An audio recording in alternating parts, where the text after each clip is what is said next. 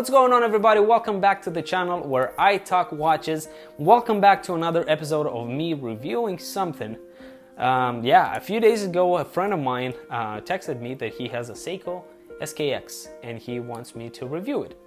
Or asked me if I wanted to review it, and I said yes, because I did have the Seiko SKX a few times with me. Now, when he got this one, I didn't know which color, so I was expecting him to have either the Pepsi or the green or the blue, but he has the orange. And I wasn't very sure how I'd feel about the orange, but I said, hey, give it to me for a week or so. I'll wear it and I'll see how I like it and see if I want to do a review on it. And yes, I do want to review it, and that is simply because I see a lot of people showing off their collection on YouTube. And a lot of the people have a crazy collection, you know, with tons of Rolexes, Panerais, Omegas, Pateks, and stuff like that. So very, very high-end watches, and a lot of them have also the Seiko SKX. And I feel like there's a lot of hype around the Seiko SKX, and I just wanted to see why and if it's actually worth the $300. Now, everybody says that this is the perfect tool watch for when you're starting to get into watches. You know, it doesn't break the bank, but it's a watch that is very respected. And Seiko indeed is very respected in the watch industry. And the Seiko SKX is one of the models that gets the most love. So I must say, the orange is very weird. I got it at first and I did not like it until I put it on my wrist. It really started to grow on me. It's beautiful. I like the white hands with gold-ish edges, and also I must say that I noticed the date complication. It's incredible for a watch that has a date and a day complication. It's just everything you need on your wrist. Now, one of the weirdest things about this watch is the crown. The crown is not located at 3 o'clock, it's located at 4 o'clock, and it makes it so weird.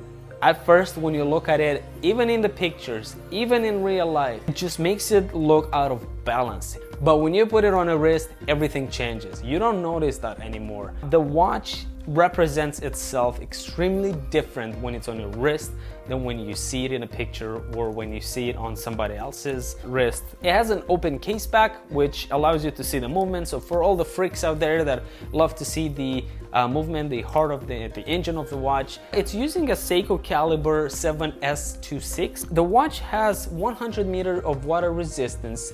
It's a 41 millimeter case with 13 millimeter thickness, and it weighs about 3.7 ounces, which is, it's heavy enough for you to feel it on your wrist but not get tired of it. Now, unfortunately, it doesn't have a screw down crown, which kind of makes me scared a little bit taking it in the water. With 100 meters of water resistance, not so bad. But the case is stainless steel with the stainless steel bracelet. At 13 millimeters is not bad. It's not bad at all. It's very sleek and nice. One thing that is extremely weird again about this watch is the bezel. It is extremely thick. It's about 3.5 millimeter in thickness, just the bezel. At first it's weird. When you have it on your wrist, that changes. You look at it from a different angle and you're not being annoyed by it anymore. I must talk a little bit about the bracelet. Lug width is 22 millimeters with very little tapering. It's about a millimeter on each side that it tapers down, but you don't see that simply because the bracelet tapers down, but then the clasp goes back to 22 millimeters. You basically get no tapering at all, which is, again, for me, I do prefer that narrowing, that going down. The tapering is amazing. This watch is missing it, but again, feel like sometimes I'm judging this watch at a higher standard, and I shouldn't really do that. Now, how the watch wears. When it's on your wrist, immediately feels way thinner. The crown located at 4 o'clock all of a sudden starts to look really good. And the orange is really nice. 41 millimeter actually wears more as 40 millimeters because of the lugs. And all around is a great, absolutely great watch. Considering the fact that this watch goes for about $250, I have no complaint. I have no complaints. I've actually included this watch in top 8 best watches for beginners. So you guys can go and watch that video. I think it does a perfect job. I think it's very comfortable on your wrist.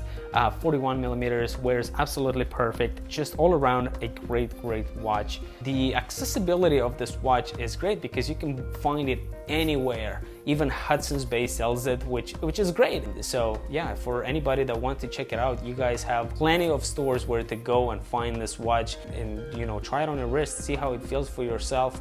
I think it's a great watch, and I would definitely encourage you guys to go get it. I mean, I do understand where the hype is coming from, and I think that it does absolutely stand the test of time, and it's a great piece. With that being said, this is everything for today's episode. Please drop me one of these. Comment down below what other watches you guys want me to review, what other topics to discuss. Don't forget to subscribe to the channel. It helps massively. Till next time.